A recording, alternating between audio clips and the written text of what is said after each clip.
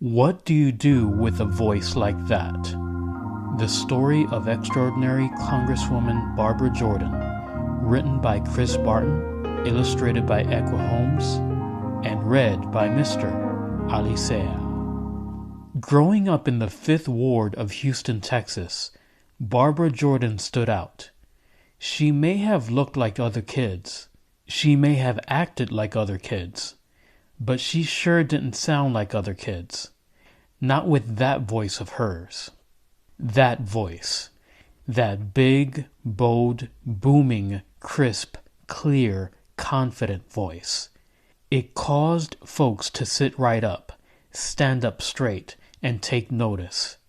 What do you do with a voice like that?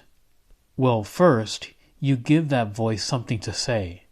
Barbara recited poetry at church. She memorized speeches for school.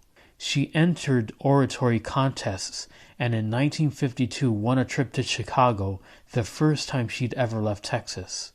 Barbara was proud of herself and proud of her voice. It was laying a path for her. But where would that path lead? On Sunday evenings, Barbara would talk things over with Grandpa Patton. Would she become a preacher like her father, and like her mother could have been? Or a teacher like those who encouraged her at Phyllis Wheatley High? Or perhaps she'd become a lawyer.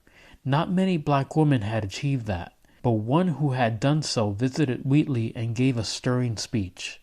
Barbara was inspired. Being a lawyer would be a marvelous use of her voice.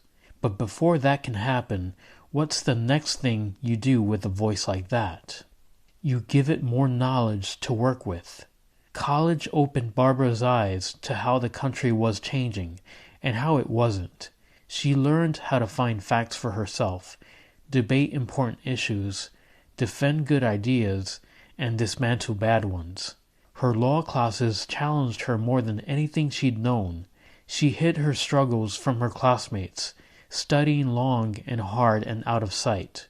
And when she graduated, yes, Barbara became a lawyer. But being a lawyer bored her. She used a typewriter and pen a lot more than she did her voice, and there was not enough work to occupy her time or her mind. There was, however, lots of political work that needed doing. In 1960, America was not as free or as fair a place as it could be.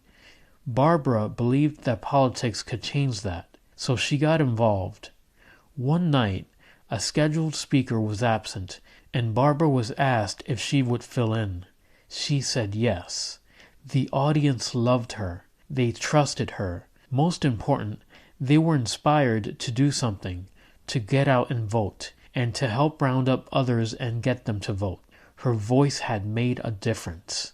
Barbara, bitten by the political bug, as she later put it, knew just what to do with a voice like that. She put it to public use. Barbara wanted more justice and more equality.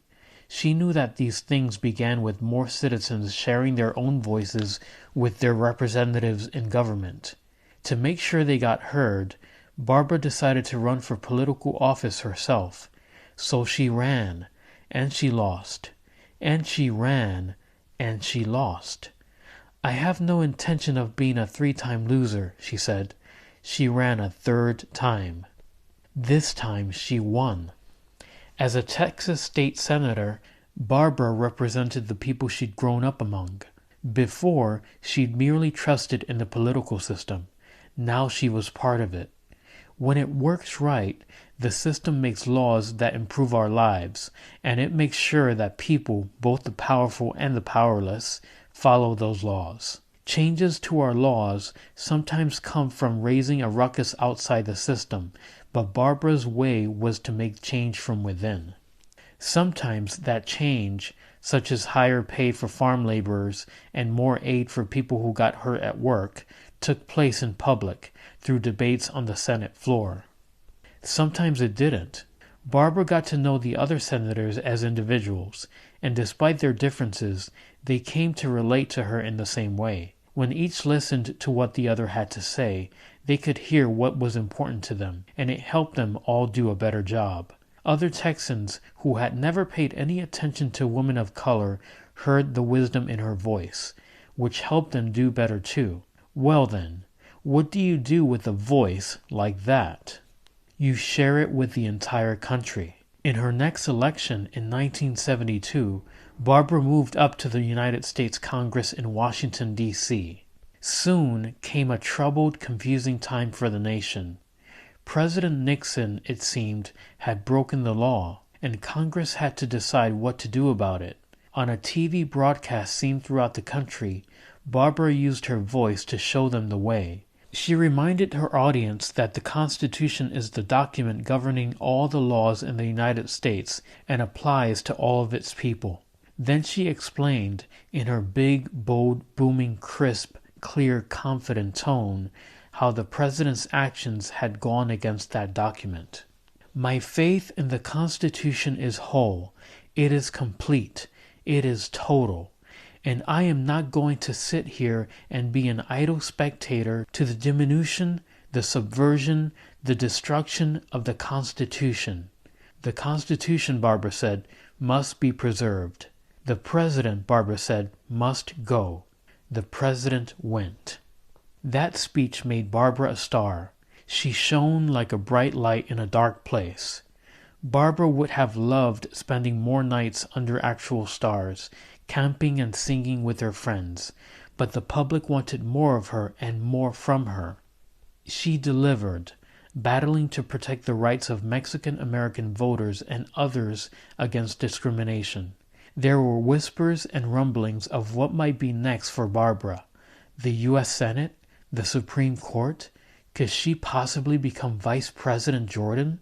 Who knew how high she might rise?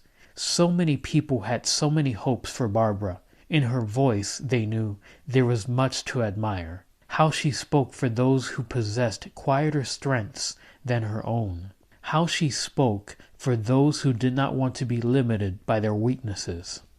But the public did not know that this last group included Barbara herself, who had been privately struggling with the nerve disease called multiple sclerosis since her earliest days in Congress.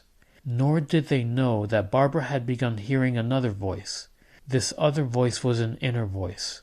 It instructed her that the right place for Barbara Jordan was not in any of the roles that the public had in mind. It told Barbara that the right place for her now was as a citizen back home in Texas. What do you do with a voice like that? Even as her body failed her, Barbara's mind grew ever wiser, and she heeded what she heard. She went home. There, she became a teacher. College students who intended to put their own voices to public use lined up for the chance to learn from her. In her classroom, you can bet that they sat right up, stood up straight, and took notice of the values she imparted: equality, justice, trust. Barbara used her voice to instruct and implore and inspire them not just to get out and do something, but to do the right thing. And when the occasion called for it, say at a basketball game with students such as those she taught, students like Barbara herself once had been, she even used her voice to raise a ruckus. Barbara Jordan's former students still move among us, striving to do work that would have made her proud, hearing echoes of her words as they try to make life better for all of us. For when it has been silenced, what would we do with a voice like that? We remember it, and we honor it by making our own voices heard.